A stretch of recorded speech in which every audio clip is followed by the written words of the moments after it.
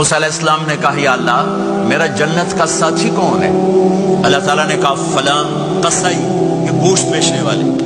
موسیٰ علیہ السلام حیران ہوئے، بھئی قصائی میرا جنت کا ساتھی کیسے بن گیا؟ وہ کہا کون ہے؟ کہا فلاں۔ وہ گئے تو ایک قصائی، قصائیوں کی دکانیں، گوشت، بیٹھا چوکڑی مار کے گوشت بیچ رہا ہے۔ جب وہ فارغ ہوا ایک گوشت کا ٹکڑا اس نے تھیلے میں ڈالا اور کھا۔ موسیٰ علیہ السلام بھی پیچھے، کہنے کہ میں آ جاؤں؟ کہا آ جاؤ۔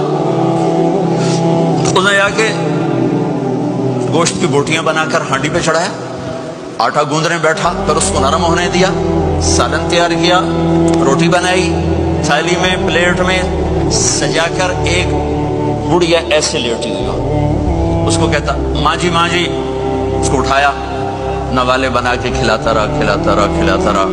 اس نے کہا ہوں میری بات، اس نے منہ صاف کیا، اس کو لٹایا، وہ کچھ بولی، کچھ بڑائی۔ موسیٰ علیہ السلام دور کھڑے تھے، کہنے لگے بھائی کون ہے یہ؟ تو میری ماں ہے۔ یہ کیا کہہ رہی تھی؟